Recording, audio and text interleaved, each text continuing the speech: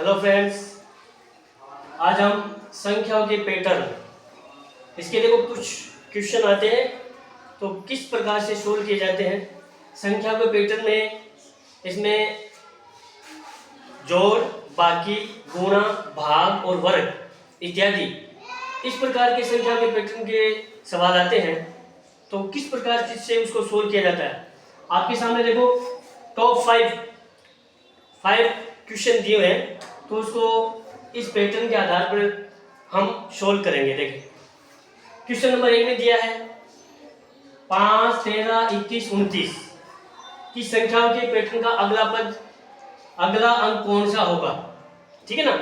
तो अब इस प्रकार के क्वेश्चन को सोल्व करने से पहले अपने को थोड़ा सा ये देखना है कि 5 और 13 और 13 और 21 ये तीन संख्या के बीच में क्या डिफरेंस है, या फिर प्लस का है या माइनस का है या फिर गुणा का है।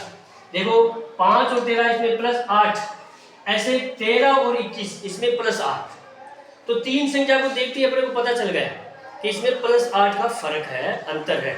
तो इसका मतलब इसमें 8 जोड़ते चलते जाएंगे। तो 8 जोड़ते रहेंगे। तो देखो 29 में 8 जोड़ते हैं तो कितना आ जाएगा, 29 में 8 जोड़ेंगे तो 37 यानी 37 आ जाएंगे। तो इसका सही विकल्प क्या होगा, ए ऑप्शन है, ये सही होगा।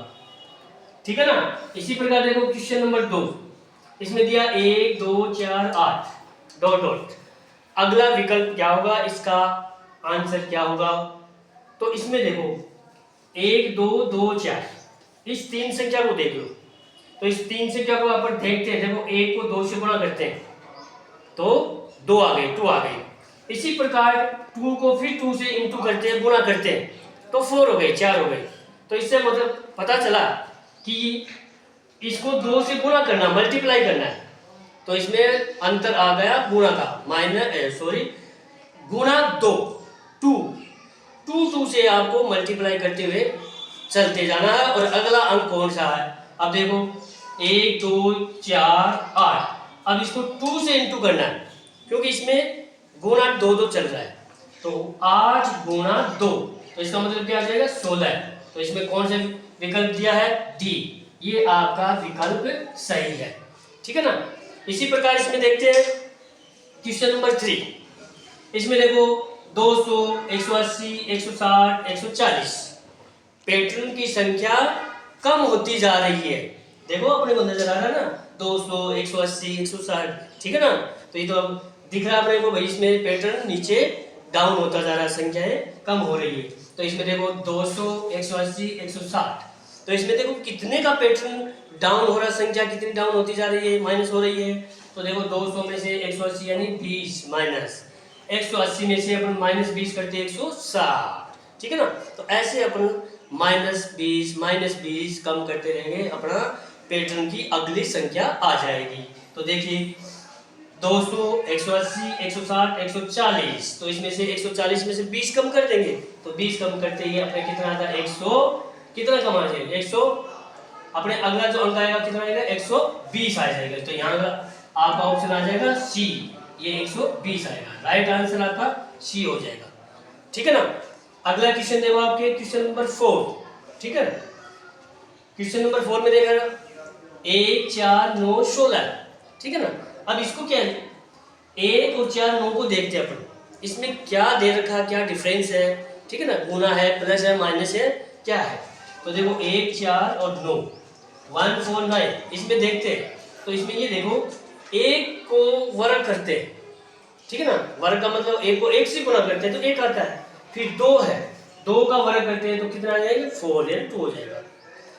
1 का किया, 2 का किया, फिर 2 के बाद में कौन सी संख्या आती है, 3। तो 3 का वर्ग, तो 3 को 3 से गुणा करते हैं तो कितना आ जाएगा, 9। 3 के बाद में कौन सी संख्या आती है, 4 यानी 4 आती है ना।